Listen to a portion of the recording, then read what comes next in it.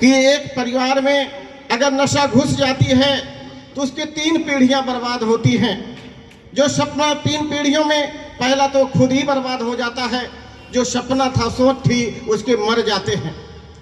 उसके पीछे खड़े होने वाले लोग उनके माँ बाप जो हैं, जिन्होंने सपना देखा था कि भाई हमारे घर में एक बच्चा पैदा हुआ है, मैं उसके माध्यम से जो मैं अपने जीवन में नहीं कर पाया हूँ, क्योंकि आदमी आप जानते हैं कि एक समय के बाद आदमी अपने कर्मों को अपने बेटों अपने बच्चों से जोड़ते हुए दिखाई पड़ता है।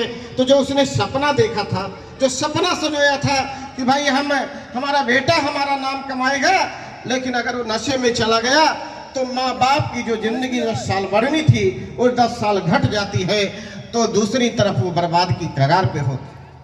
और जो आने वाली पीढ़ियां हैं जिनको आपकी जरूरत है, जिनको आप आगे बढ़ाकर उनका सम्मान देना चाहते हैं, जिनको उनको जिंदगी में बेहतर जीवन देना चाहते हो, उनको आप जो उनकी आवश्यकताएं हैं आप नहीं पूर्ति कर पाते हो, तो भी पीढ़ी आपकी बर्बाद होती दिखाई पड़ती है। इसलिए मैं आपसे कहना चाहता हूं कि नशा, और हमारे साथी लोग, हमारी बहनें अभी इस पे कह रही थी कि भाई संस्कार की जरूरत है।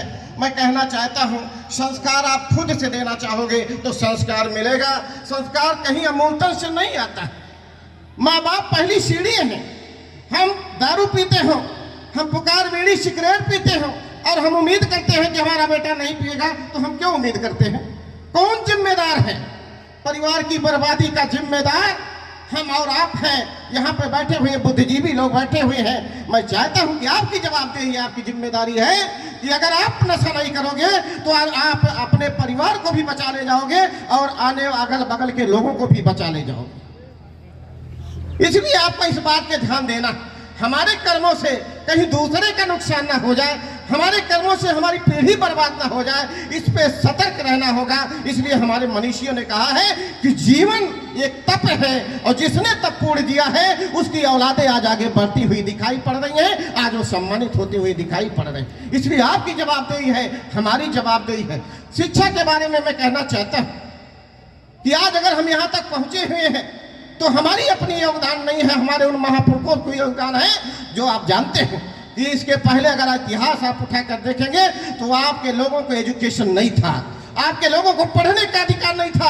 हमारी माताएं बैठी, हमारी बहनें बैठी हुई हैं, इनको पढ़ने का राइट नहीं था। लेकिन आप जानते हैं हमारे उन महापुरुषों ने, सावित्रीबाई फुले जैसे लोगों ने, माता सावित्रीबाई फुले से इतिहास उठाएंगे तो आपको लगेगा कि उन्होंने कितना अथक प्रयास किया था, कितना संघर्ष किया था। हम देखते थे, हमारा बचपना था, हम लोग गांव में जाते थे तो लोग कहते थे कि भाई बेटियों को पढ़ाने की क्या जरूरत है।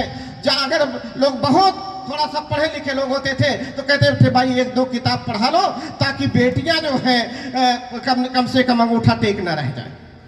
अब आप जानते हैं, लेकिन कहीं ना कहीं उन लोग जगी जो हमारे लोगों ने जगाया, चाहे वो ज्योतिबा फूले जी रहे हो, चाहे वो बाबा साहब अम्बेडकर रहे हो, चाहे मैं कहना